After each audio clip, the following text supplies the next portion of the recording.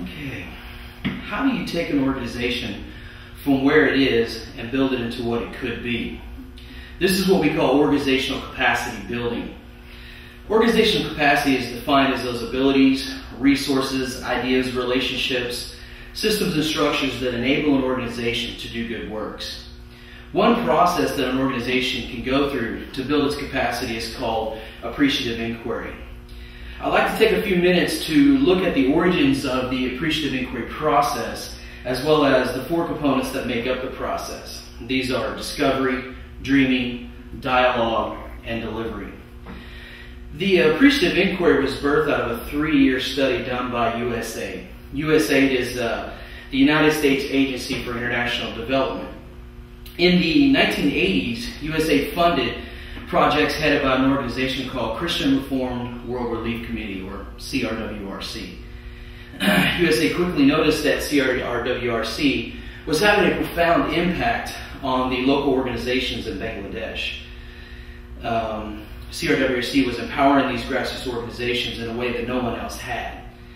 They were curious as to why CRWRC was having such a profound effect on these grassroots organizations that they commissioned a 3-year study. After the study was completed, the information was used to develop what CRWRC was doing into what is now called the appreciative inquiry. Most often we view an organization like a machine. If the parts are good and well oiled, the machine keeps running. We believe the purpose of management is to replace the parts that are not functioning and keep the machine well oiled by doing good problem solving. But in reality, an organization is more like an organism. The function of management is not just to solve problems, but to facilitate innovation and create new possibilities. The appreciative inquiry starts with the strengths of an organization, then helps a group to visualize what could be based upon what is.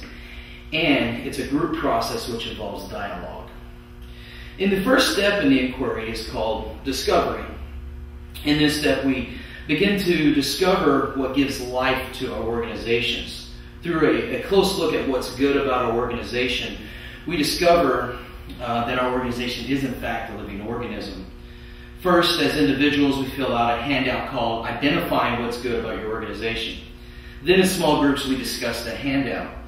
The small groups then come together and share what we discovered in a larger group.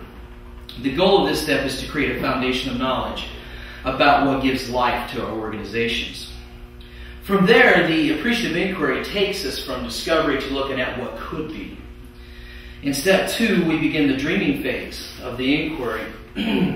We start by taking the new knowledge we have discovered and develop an image of how our organization might look at some point in the future. We use our collective imagination to envision new possibilities. We dream about what might be based on where we are, and then create vision-building statements. Areas which we create these statements include management and leadership, finance and fundraising, networking and partnerships, technical areas, as well as ethics and spiritual values. Now that we've discovered ourselves and have dreamed about what could be, we need to decide how we're going to get there. At this point, it's time for step 3, dialogue. Here, we begin to translate these vision statements into reality. This is done by creating indicators. An indicator is a marker of success. It is something that can be pointed to as proof that our vision has been achieved. In other words, we come up with agreed upon goals that will indicate the dream is a reality. For example, if our vision statement was our organization and programs are financially sustainable, we are able to generate and control our own resources wisely. One indicator for this vision statement might be there are multiple sources of income and a growing number of donors. Another could be there's a transparent accounting system. Income and expenses are recorded. And now that we have a clear picture of what we want to achieve, we need to translate those goals into actions. We have to find a way to actually achieve the indicators. Otherwise, the goals simply remain a dream. So now we come to the fourth and final step, delivery. At this point, we come up with an action plan. The action plan starts by identifying which indicators are the most critical. These are selected and prioritized through group consensus activities. We then go through a process called step planning. This helps us to create tasks that need to be done in order to achieve the indicator. Now, I don't want you to walk away thinking this is a complicated process, because it's not. It's a very simple tool developed in third world countries. Anyone can do it. So what do you think? Want to give it a try?